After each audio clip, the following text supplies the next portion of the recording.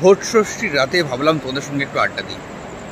আজকে 8টা কেন্দ্রে নির্বাচন হয়েছে, মোটের উপর শান্তিপূর্ণই নির্বাচন হয়েছে, অল্প হিংসা ছাড়া।